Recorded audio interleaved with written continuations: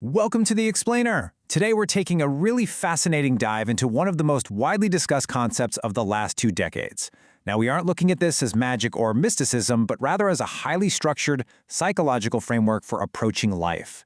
If you've ever wondered why some people just seem to effortlessly attract success while others feel perpetually stuck, well, the source text we're analyzing today claims to have the exact answer. We're going to break down the core mechanics of Rhonda Byrne's The Secret and examine exactly how this system is designed to work. At the absolute center of this entire framework is a very simple yet incredibly profound premise. What you think, you become. Now, the source text actually makes a point to note that this isn't exactly a new, fantastical idea.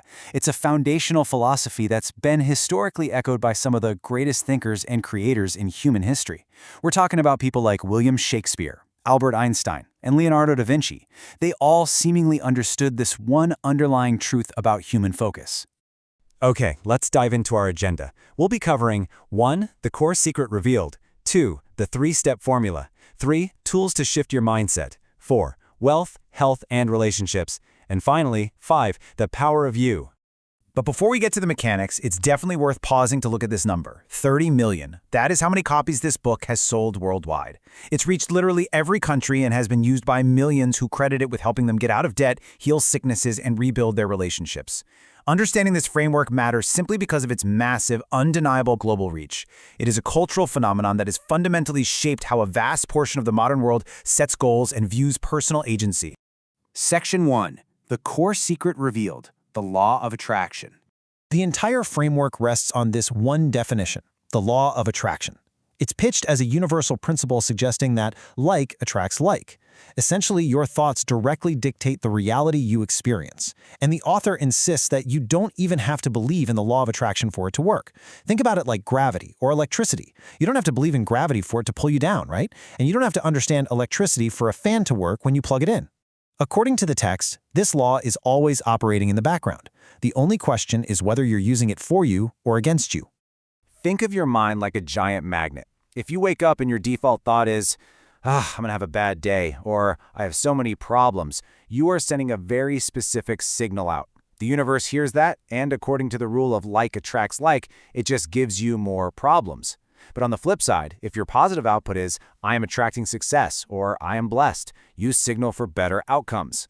The text argues that your life is really just a reflection of what's going on inside your mind. Moving to Section 2, the 3-step formula. Ask, believe, receive. So, the crucial point here is this highly specific 3-step formula. Ask, believe, receive. The source text uses a brilliant restaurant metaphor to explain this. Imagine sitting at a restaurant. If you tell the waiter, I don't know, maybe bring me something nice, the waiter is completely confused. You're going to get random results. But if you ask clearly for a thin crust cheese pizza with extra olives, the universe's waiter knows exactly what to deliver. Step 1 is absolute clarity. Step 2 is believe, meaning you sit at the table and trust the food is coming. You don't run into the kitchen in a panic doubting the chef. And step 3 is receive. You have to actually feel the joy and gratitude of having it right now. Which brings us to Section 3. Tools to shift your mindset. Actionable habits. The text outlines 3 key habits to make this happen. First is gratitude. Finding thankfulness in your current reality, even for the tiniest things, shifts your focus from lack to abundance. Second is visualization. Taking just 5 to 10 minutes a day to vividly imagine your success. The text specifically points out that Olympic athletes use visualization before games to literally prime their nervous systems for success. And third, vision boards. Using physical cutout images of your goals. This isn't just arts and crafts, by the way. The text frames this as vital mental programming to keep your brain locked onto its target destination every single day. And this brilliantly illustrates why those tools are so absolutely crucial. Because according to the book, your emotions act like a signal tower. This is a vital caveat in the framework. You cannot simply think the words, I want money, while feeling a deep sense of panic or fear about your bills.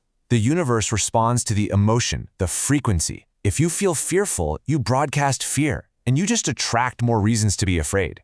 You must use tools like gratitude and visualization to emotionally feel abundant and joyful right now, sending out the correct signal to the universe. Okay, Section 4. Wealth, health, and relationships. Applying the mindset. This framework completely reframes how we view our daily struggles. Let's look at wealth. The text argues that money is really just energy. If you look at your bank account and feel guilty or you fear your bills, you literally push wealth away. But if you have an abundance focus, say feeling genuinely grateful for just $100 and knowing more is coming, you attract opportunity. Regarding health, it strongly warns against labeling yourself as your illness. Saying, "I am a diabetic," reinforces that illness vibration. Instead, you foster gratitude for your beating heart and visualize vitality. And finally, in love, the text says our relationships are just mirrors. If you have a scarcity focus and believe everyone's going to betray you, your energy pushes good partners away. To attract healthy relationships, you have to cultivate deep, unconditional self-love first. And finally, Section 5, The Power of You, Global Ripple Effect. The final chapters of the source text zoom way out to introduce the idea of a global ripple effect. It asserts that absolutely everything in the world is connected energy. Therefore, raising your own personal vibration isn't just some selfish act for personal gain. It actually sends a ripple effect of healing out into the world. The text suggests that a collective focus on peace can literally help resolve global conflicts by shifting global energy. It argues that instead of panicking about climate change, visualizing a healthy, thriving planet actually inspires the energy needed for real climate solutions.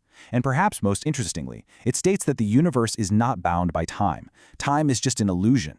You don't have to wait for the right time to start sending out this positive energy. The right time is right now. To wrap up our explainer today, I want to leave you with a direct question drawn from a really powerful metaphor in the text. The author states that you are the Michelangelo of your own life, and the David you are sculpting is you. Every single day, with every thought, every feeling, and every word, you are the one holding the chisel. So, based on the thoughts you've been focusing on today, ask yourself, are you creating a masterpiece or a mess? It's a truly fascinating framework to reflect on as you go about your day. Thank you so much for joining me, and keep learning.